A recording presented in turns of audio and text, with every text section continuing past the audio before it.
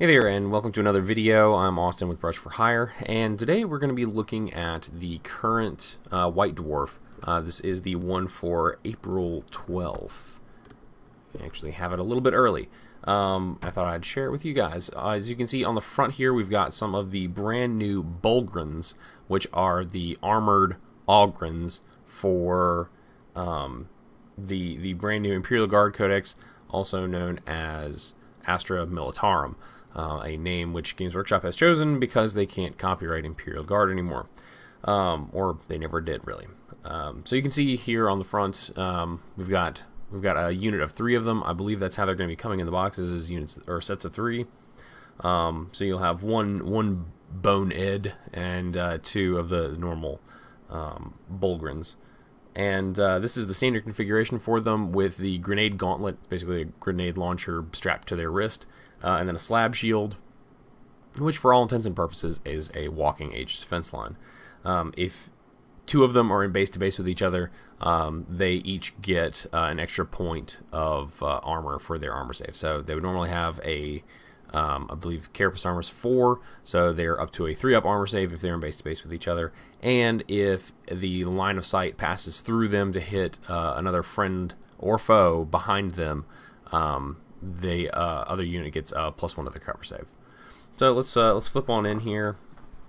You got a spread here of some of the shots of the Bullgryns in a lovely diorama up top, fighting off some gene stealers, and we've got the alternate configuration here with them with their little bashing shields and the power mauls, which actually brings them up to a frightening strength 8 in close combat. I'm sorry, strength 7 in close combat, because the maul is +2, I believe, to their strength, and they're already strength 5. So that's pretty nasty. I want to double check that though.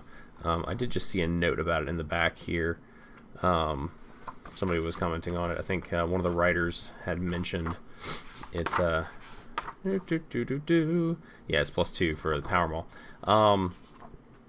So you also have, and I think this is going to be another model they're doing. Hopefully a plastic kid. I didn't actually read through the article here, and he's going to be one of the special characters for the Codex. Which, by the way, if you haven't gone to look at yet, I have a video up also on the Codex and some of the new stuff from it. So feel free to go check that out. I'll put a link in the description, or you can click right here in the middle of the page, and it'll take you over there. I'll give you a couple seconds to click, and moving on.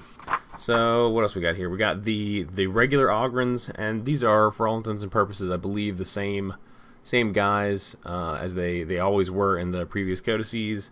They are very bulky, so you're only going to be able to get a handful of them into a transport if you want to do that.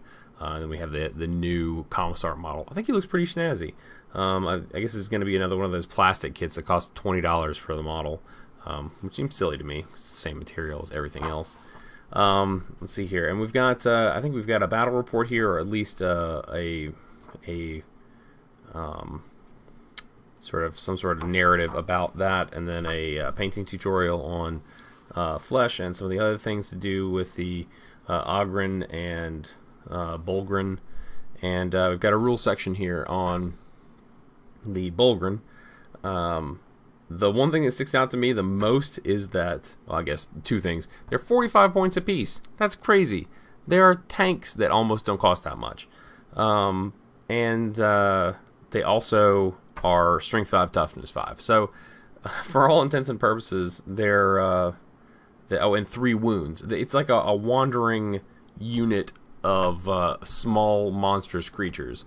That's kind of the way that you have to deal with them, I guess, because a lot of monstrous creatures are strength 6, tough 6, and they're only 1 point shy of that. So with their power mauls, they would be pretty good at beating the heck out of some monstrous creatures, I think, getting into close combat and just wailing on them with a flurry of attacks.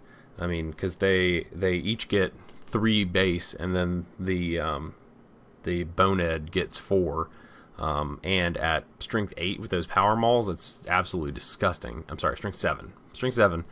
So you're really not having to roll very high to actually do wounds. Not to mention, you could also probably take down some pretty serious armor with that as well. I think the only thing, let's see here. No, you could pin anything in the game, I think, at that point, because if you roll a 6, then that's, oh no, that's 13. So you could pin 12 or less, you could glance a 13, and you can't touch a 14. So oh well. But it's still pretty awesome. And with some of the warlord traits, you can give them tank hunter and I'm sorry, not warlord traits, the orders. You can give them tank hunter for a turn and have them smash up a vehicle pretty nice. I think that's definitely going to be a cool unit, but I think they're really expensive, so they may not go too far, I think, as far as climbing the ranks of must includes in lists. So thank you guys for joining me, and check out our other videos. Hit the like button if you like this video, and I will try to do more of them in the future. Leave us a comment if you've got something on your mind about this new issue of White Dwarf, or the Bullgryns, or the Astra Militarum in general. And don't forget to check out that other video, because we went over a lot of the cool stuff in there. It's just sort of a quick once-over with the Codex. I'm going to do some more in-depth looking and try to do some analysis videos later on once I've had a chance to actually look through it. But I wanted to give you guys a quick sneak peek before the Codex actually drops on Saturday. So I guess that's probably tomorrow by the time you're watching this. So thank you guys again.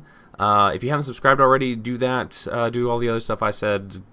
Like, leave comments and things if you want to. And we will catch you in the next video. Thanks, and happy wargaming.